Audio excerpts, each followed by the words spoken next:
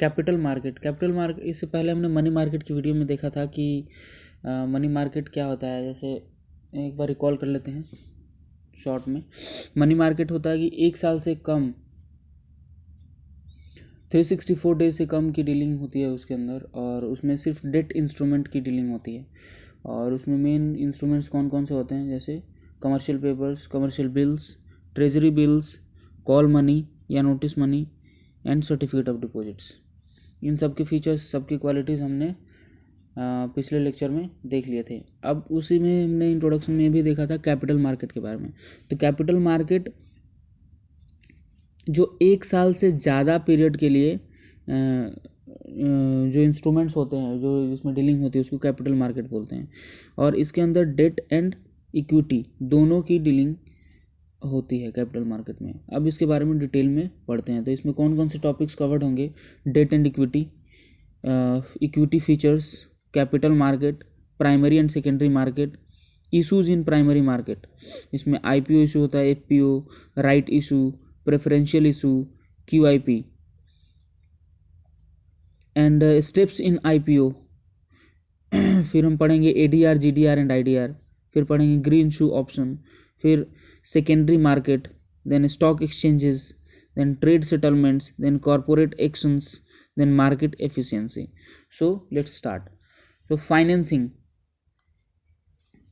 Business firms needs money to expand their business activities and investments. Promoter investment will not be enough for investment and expansion activities. What are other options?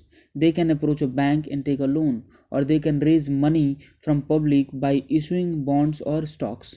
Capital raising from financial institutions like bank and issuing debt fall under debt financing, whereas capital raising through stock issues fall under the equity financing, right? जैसे share issue के through जो हम पैसा collect करते हैं उसको equity finance बोलते हैं, और डेट के थ्रू करते हैं उसको डेट फाइनेंसिंग बोलते हैं। Okay fine. So debt and equity के बारे में देखें। Bonds are debt whereas stocks are equity. Debt और इक्विटी में मेन डिफरेंस क्या होता है कि डेट में आपको एक फिक्स्ड इंटरेस्ट अमाउंट पे करना होता है जिससे आपने डेट लिया हुआ है, बट इक्विटी में एक फिक्स्ड इंटरेस्ट अमाउंट नहीं पे करके आपको ओनरशिप शेयर करनी पड़ती है, और जो प्रॉफिट में हिस्सा होता है उसको पे करना होता है इक्विटी शेयर होल्डर्स जो भी होते हैं आपके। So this is the main difference between debt and equity instruments. By purchasing equity stock, an investor become an owner of the firm, right? Equity खरीदते ही वो मालिक बन गया। Thus he or she have voting rights and also have claim on any future profits. Thus they become the shareholder of that firm. By purchasing debt, for example, by purchasing bonds, an investor becomes a creditor or lender to the corporations. The primary advantage of being a creditor is that you have a higher claim on assets than shareholders. For example, in case of bankruptcy, a bondholder will get paid before a shareholder. That means bonds are less risky than stock. जैसे कि अगर liquidation के case में क्या होता है कि order of payment जब आएगा तो उसमें इक्विटी से पहले डेट का पेमेंट होता है, तो इसलिए कंपेरेटिवली लेस रिस्की होता है कि एसेट जितना बिकेगा उसमें सबसे पहले रिपेमेंट होगा डेट का, उसके बाद अगर कुछ बचेगा तो इक्विटी होल्डर्स को पे होगा, right? So it is considered less risky than stock. Bondholders will be provided with dividend or interest, and principal amount is returned on maturity, whereas profit will be shared for equity shareholders. ठीक, bond holders को interest पे किया जाएगा और principal amount maturity पर return होगा, लेकिन equity share holders को क्या किया जाएगा? प्रॉफिट शेयर किया जाएगा। That means equity holders will not have fixed interest और dividend payment because they are the owners of the firm, unlike debt holders. To sum up, there is generally less risky there is generally less risk in owning bonds than in owning stocks, but this comes at the cost of lower return. अब आते हैं equity में। In finance, equity is ownership of assets that may have debts or other liabilities attached to them.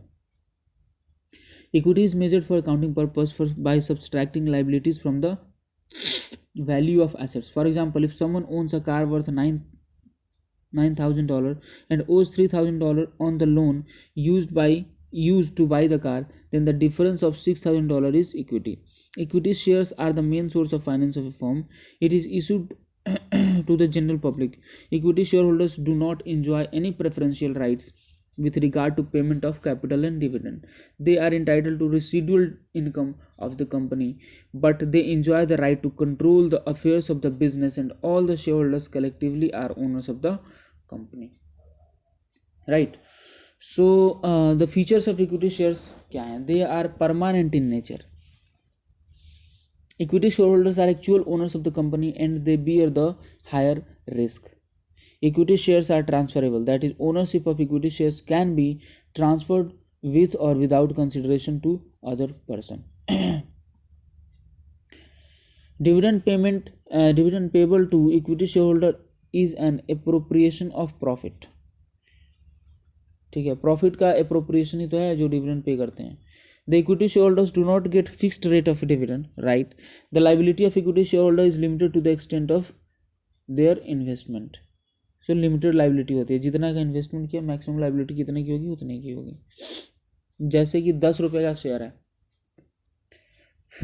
ठीक है, 10 रुपये का share है और आपने 10 रुपये का शेयर परचेज किया.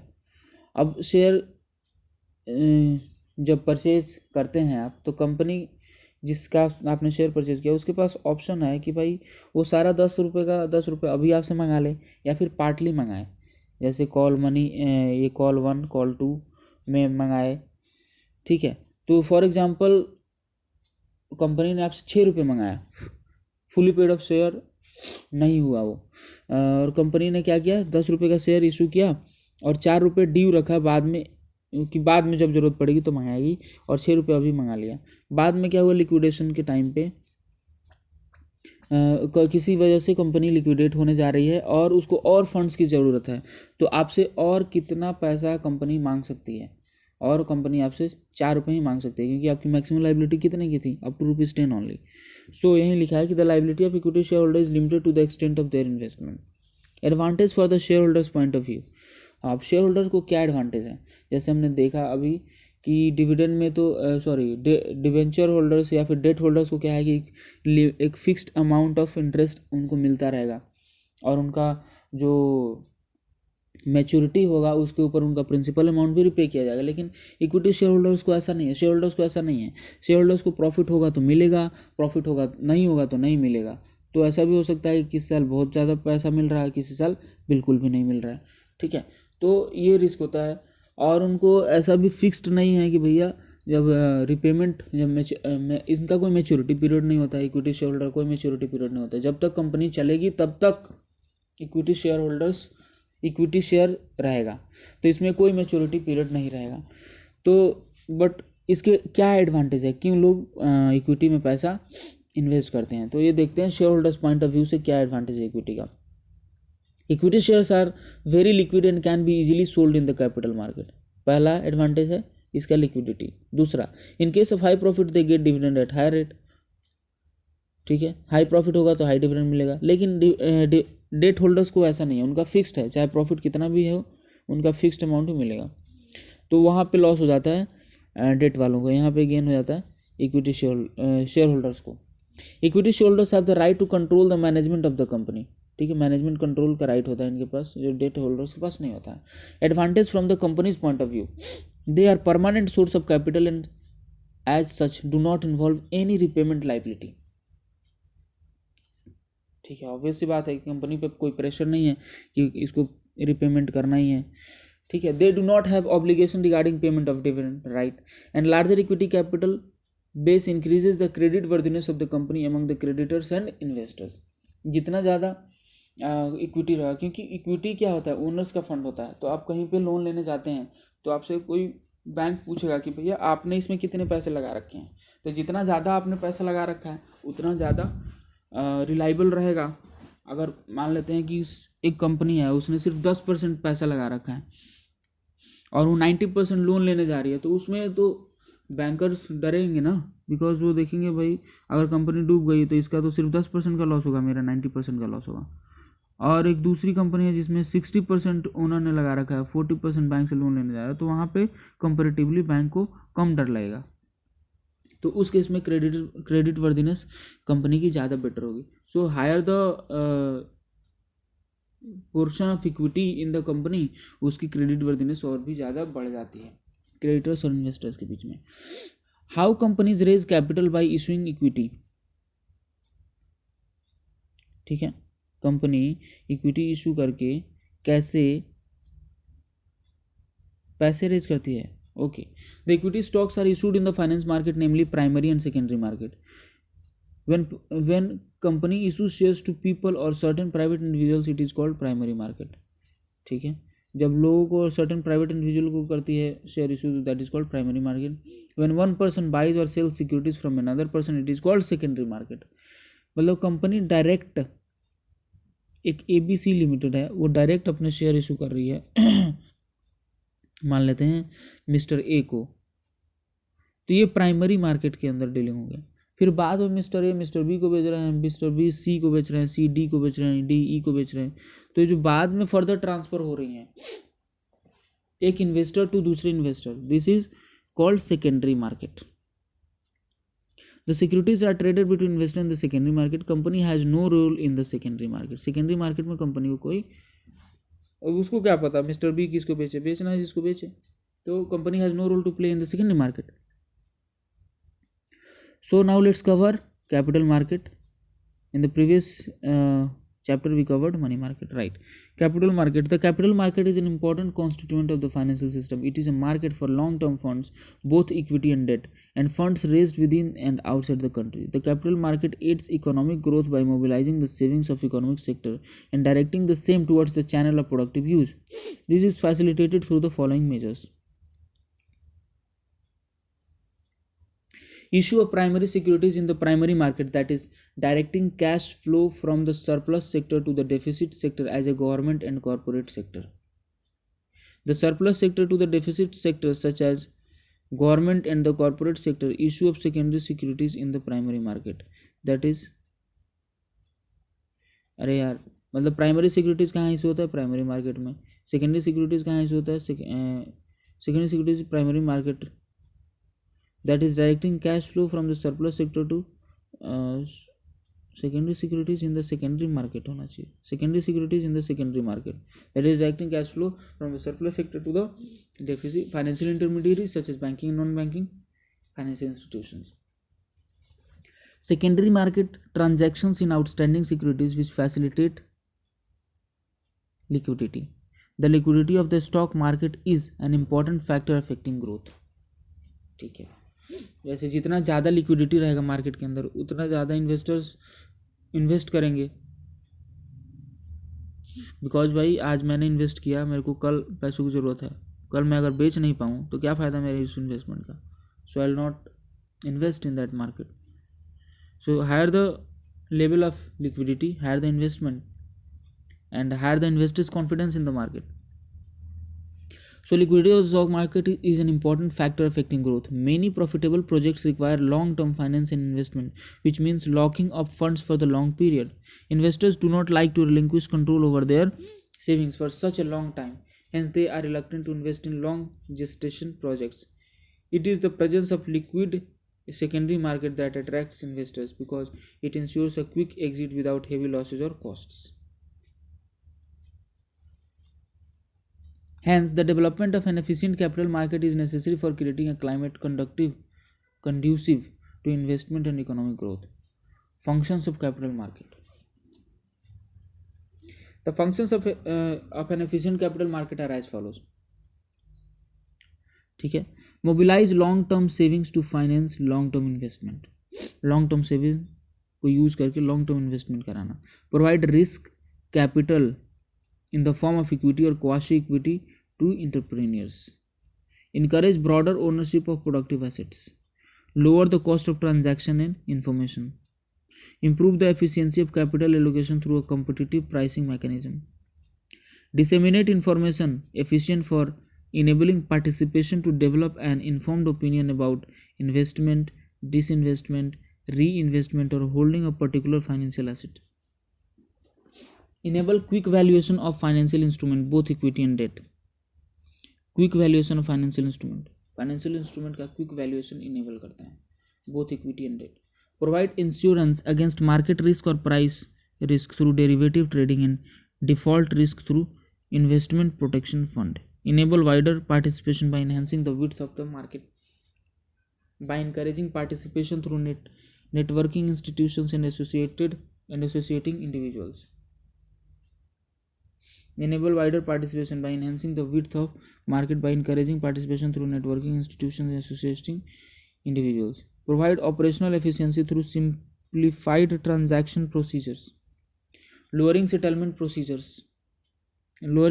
timings, and lowering transaction cost. Develop integration among real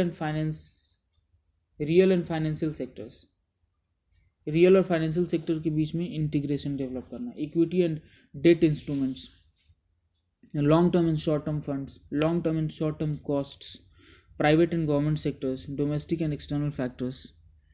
direct the flow of funds into efficient channel through investment, disinvestment and reinvestment. Okay. Primary capital market and secondary capital market. The capital market comprise in the primary capital market and the secondary capital market. Primary capital market क्या होता है? This refers to long-term flow of funds from the surplus sector to the government and corporate sector through primary issues and to the banks and non-bank financial intermediaries through secondary issues. When company issues shares to the people or certain private individual, it is called primary market. Primary issue of the corporate sector lead to capital formation, that is creation of net fixed asset and incremental change in inventories. Right? Because company जो है share issue कर रही है primary market में, तो उसके पास पैसे तभी आ रहे हैं. अगर सेकेंडरी मार्केट में, जैसे हमने एग्जांपल लिया था, कंपनी ने मिस्टर ए को प्राइमरी मार्केट में शेयर बेचा या बॉन्ड बेचा, तो जितना पैसा मिला 100 रुपये फॉर एग्जांपल, तो 100 रुपये कंपनी के पास आ गया ना. अब मिस्टर ए उस 100 रुपये के बॉन्ड को मिस्टर बी को बेच रहे हैं 101 रुपये में, तो उससे कंपनी को कुछ फ़र्क पड़ा? नहीं पड़ा. तो उससे कुछ कैपिटल फॉर्मेशन हुआ? नहीं हुआ. तो जो प्राइमरी मार्केट से फंड आते हैं उसी से कैपिटल फॉर्मेशन होता है. वही बात लिखी है कि the capital formation function the primary issue of corporate sector lead to capital formation, that is creation of net fixed asset and incremental change in inventories. ठीक, right. So the capital formation functions enables companies to invest the proceeds of primary issue in creating productive capacities, increasing efficiency and creating jobs, which in turn generate wealth. The fundraising in primary market can be classified as follows: public issue by prospectus, private placement, right issues, preferential issues. ये 4 तरह के issue primary market में issue हो सकते हैं. कौन कौन से? पब्लिक इशू बाय प्रोस्पेक्टस, दूसरा प्राइवेट प्लेसमेंट, तीसरा राइट इशूज एंड चौथा प्रेफरेंशियल इशूज. सेकेंडरी मार्केट क्या होता है? This is market for outstanding securities, that is securities already issued in the primary market. When one person buy और sell from another person, it is called secondary market. Company has no role in the secondary market. An equity instrument, being an eternal fund, provide an all-time market, while a debt instrument with a defined maturity period is traded at secondary market till its maturity. ठीक है. जैसे कि equity है, तो equity तो till perpetuity, till the company is functioning, तब तक secondary market में रहेगा ना. लेकिन डेट इंस्ट्रूमेंट तो भाई मेच्योरिटी पीरियड तक ही रहेगा सेकेंडरी मार्केट में. तो वहीं लिखा हुआ है कि जो मेच्योरिटी पीरियड के साथ सेकेंडरी मार्केट में रहता है डेट, और अनलिमिटेड पीरियड के लिए रहता है equity. Unlike primary issue in the primary market which result in capital formation, the secondary market facilitate only liquidity and marketability of outstanding date and equity instrument. Secondary market क्या करता है? Liquidity को enable करता है, इससे capital formation तो होता नहीं. वाई डज अब रेगुलेशंस ऑफ कैपिटल मार्केट देखते हैं कि why does securities market, debt and equity need regulation. Regulation क्यों चाहिए capital market? The absence of conditions of perfect competition in the securities market makes the role of regulator extremely important. Perfect competition नहीं है securities market में. क्यों? Perfect competition के लिए एक basic criteria क्या था कि इन्वेस्टर्स अवेयरनेस. जब हम 12th में पढ़ रहे थे माइक्रो इकोनॉमिक्स, तो उसमें परफेक्ट कंपटीशन के लिए बेसिक क्राइटेरिया क्या था कि अवेयरनेस और बहुत सारे सेलर। तो यहाँ पे इन्वेस्टर्स की उतनी अवेयरनेस नहीं है, ठीक है। तो इसमें परफेक्ट कंपटीशन वाला मार्केट नहीं है, इसलिए इसको रेगुलेशन की जरूरत पड़ेगी। The regulator ensures that the market participants behave in a desired manner so that securities market continue to be a major source of finance for corporate और government and interest of investors are protected.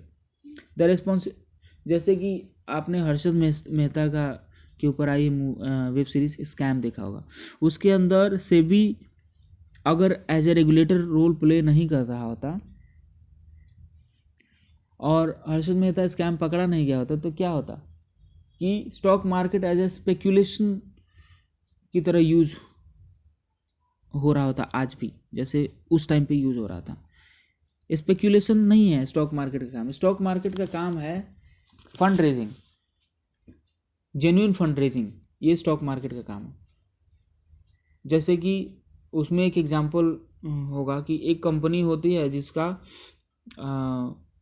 जिसके अंदर कुछ काम नहीं हो रहा होता है, उसमें ताला लॉक होता है, लेकिन उसके शेयर एकदम आसमान छू रहे होते हैं, शेयर प्राइस आसमान छू होता है, वो क्या है? स्पेक्यूलेशन है। तो स्टॉक मार्केट का काम स्पेक्यूलेशन करना नहीं है, फंड रेज करना है, राइट। तो इस चीज़ को इनेबल करने के लिए, और वैसे स्पेक्यूलेटिव बिजनेस में किसका लॉस हो सकता है? इन्वेस्टर का लॉस हो सकता है।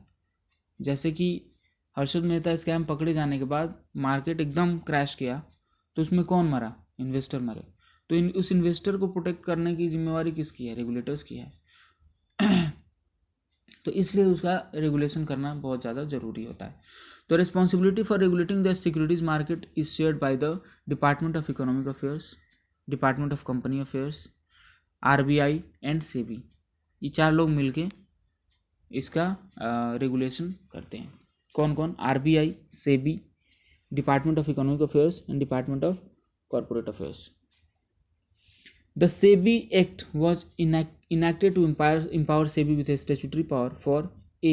protecting the interest of investors and securities, and promoting the development of securities market, and C. regulating the securities market. Its regulatory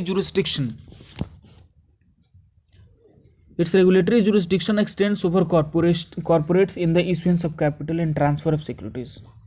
In addition to all intermediaries and persons associated with securities market, it can conduct inquiries, audits and inspections of all concerned and adjudicate offence under the Act.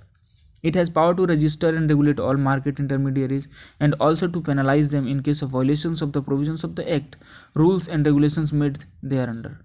SEBI has full autonomy and authority to regulate and develop an orderly securities market.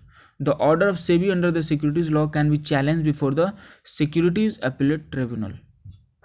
ठीक है, सेबी के order को कहाँ channel कर सकते हैं? Set में, securities appellate tribunal के अंदर। अदर रेगुलेशंस है capital issue control act 1947. The act had its origin during the war in 1943 when the objective was to channel resources to support the war effort. It was retained with some modifications as a means to control the raising of the capital by companies and to ensure and serve the goals and priorities of the government and to protect the interest of the investors. Under the act, any firm wishing to issue securities had to obtain approval from the central government, which also determined the amount, type and price of the issue. As part of the liberalization process, the act was repealed in 1992, paving the way for market determination allocation of resources. तो basically इसमें क्या होता था, क्योंकि ये repeal हो चुका है 1992 में, तो इसमें ये होता था कोई भी इशू करने से पहले आपको सेंट्रल गवर्नमेंट की परमिशन लेनी होती थी। तो इस चीज़ को रिपील कर दिया गया है 1992 के बाद। लिबरलाइजेशन प्रोसेस शुरू हुआ, उसके बाद ये रिपील हो चुका है। उसके बाद है SCRA एक्ट, सिकरा जिसको बोलते हैं, securities contract regulation act 1956. It provides for direct and indirect control of virtually all aspect of securities trading and running of stock exchange and aims to prevent undesirable transactions in the securities. It gives central government regulatory jurisdiction over the stock exchange through the process of recognition and continued supervision, contracts and securities, listing of securities on a stock exchange. तो इसमें किसके पास SCRA के through किसके पास regulating power जाती हैं? वो है central government के पास। As a condition of recognition, a stock exchange complies with conditions prescribed by central government. Organized trading activity in securities takes place on a specified recognized stock exchange. The stock exchange determine their own listing regulations which have to conform to the minimum listing criteria set out in the rules. ठीक है, अपना खुद का जैसे stock exchange जो होता है अपना खुद का रेगुलेशन बनाता है, इसको लिस्टिंग रेगुलेशंस बोलते हैं, और उसको मिनिमम लिस्टिंग क्राइटेरिया जो CRA के अंदर सेट किया गया है उससे मीट आउट करना होता है. अब आते हैं डिपोजिटरी. जैसे फॉर एग्जांपल ये अपना बॉम्बे स्टॉक एक्सचेंज है, उसका अपना लिस्टिंग क्राइटेरिया होगा. नेशनल स्टॉक एक्सचेंज है, उसका अपना लिस्टिंग क्राइटेरिया होगा. तो हर स्टॉक एक्सचेंज का अपना अपना लिस्टिंग क्राइटेरिया होता है. हालांकि उसमें सिमिलरिटीज़ बहुत ज़्यादा होती हैं, but still they can have their own listing regulations, own listing regulations. Depositories Act 1996. The Depositories Act 1996 provides for establishment of depository in the securities with the objective of ensuring free transferability of securities with speed, accuracy and security by making securities of public limited companies freely transferable subject to certain exceptions, dematerialize the securities in depository mode and providing for maintenance of ownership records in book entry form. तो डिपोजिटरीज act क्या करता है कि जैसे पहले share physical transfer होता था, share का, शेयर की कॉपी बिकती थी, ठीक, हार्ड कॉपी. अब शेयर की हार्ड कॉपी नहीं बिक के डीमेटेरियलाइज्ड फॉर्म में बिकती है. जैसे कि आप डीमेट, जब जो लोग शेयर की डीलिंग करते हैं उनको पता होगा कि वो डीमेट अकाउंट ही खुलवाना होता है, और डीमेट अकाउंट के अंदर शेयर, जैसे बैंक अकाउंट होता है ना अपना, बैंक अकाउंट में कैसे पैसा का डेबिट और क्रेडिट होता है, वैसे ही डीमेट अकाउंट में शेयर का डेबिट और क्रेडिट होता है. शेयर बेचेंगे तो माइनस हो जाएगा और शेयर खरीदेंगे तो आपके डीमेट अकाउंट में ऐड हो जाएगा. तो उस चीज़ को मेंटेन कौन करेगा? तो उस चीज़ के मेंटेनेंस के लिए डिपोजिटरीज एक्ट लेके आया गया है. ठीक है, और ओनरशिप रिकॉर्ड्स. ठीक है, प्राइमरी मार्केट अब आते हैं, देख लेते हैं. Primary market is a market for new issue, हम पढ़ चुके हैं. It is also called new issue market, पढ़ चुके हैं. It is a market for fresh capital, funds are mobilised in the primary market through prospectus, right issue and private placement. Offerings in the primary market. अब इसके अलग जो 4 offerings हमने देखे थे वो अभी पढ़ने हैं. अभी जैसे पब्लिक इशू में 2 IPO, FPO. IPO में जैसे IPO that is initial public offer, या तो फ्रेश इशू कर सकते हैं या फिर ऑफर फॉर सेल. और FPO follow on public offer. ये क्या होता है अभी पढ़ते हैं इसके बारे में. और दूसरा होता है राइट इशू, तीसरा होता है प्रेफरेंशियल इशू, चौथा प्राइवेट प्लेसमेंट. एक चार्ट बहुत प्यारा सा चार्ट है, देख लेते हैं. Primary issue, public issue. Public issue में IPO, a first time offer of sale of securities by an unlisted company. ठीक है, IPO क्या है कि एक अनलिस्टेड कंपनी है. IPO क्या होता है कि एक अनलिस्टेड कंपनी है जो कि पहली बार अपने सिक्योरिटीज़ मार्केट में उतार रही है, तो उसको IPO बोलते हैं. So first time offer of sale of securities by an unlisted company. FPO क्या होता है? An offer of sale of securities by a listed company. जो कंपनी ऑलरेडी लिस्टेड है वो फिर से शेयर लेके आ रही है, उसको FPO बोलेंगे. Right issue, an offer of sale of securities to existing share holders. ठीक है, right issue to existing share holders offer करते हैं. प्राइवेट प्लेसमेंट में 3 तरह की होती हैं. Private placement, preferential issue and qualified institutional placements. तो प्राइवेट प्लेसमेंट अनलिस्टेड कंपनीज के लिए होता है. ये direct sale to securities to some selected people और टू फाइनेंशियल इंस्टीट्यूशंस. कुछ अपने ही जानकार लोगों को या कुछ फाइनेंशियल इंस्टीट्यूशंस को शेयर दे रहे हैं, तो that is called private placement. Preferential issue क्या होता है? Allotment of share to some selected group of persons in terms of provisions of chapter 14 of SEBI. And qualified institutional placement, QIPs, for listed companies. Primary issuance by companies are governed by SEBI in terms of SEBI issue of capital and disclosure requirement regulation 2009. They are called ICDR regulations. ठीक है, तो primary issue कौन govern करता है? ICDR regulations govern करता है. Primary issue are classified into public issue, right issue and private placement.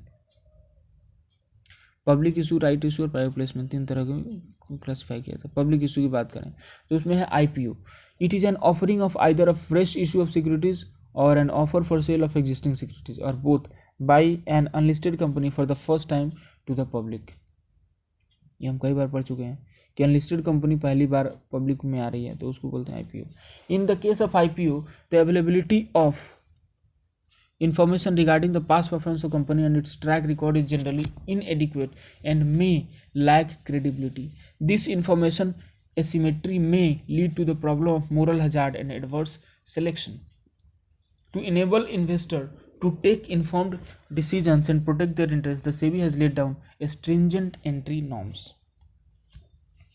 क्योंकि IPO जब पहली बार कंपनी मार्केट में आ रही है तो उसके बारे में तो लोगों को ज़्यादा आइडिया नहीं है ना, तो कुछ गलत ना हो जाए, इसलिए सेबी ने इसके लिए स्ट्रिक्ट रूल्स बना रखे हैं. वो हम पढ़ेंगे कि आईपीओ के क्या प्रोसीजर होते हैं अभी थोड़ी देर में आगे चल.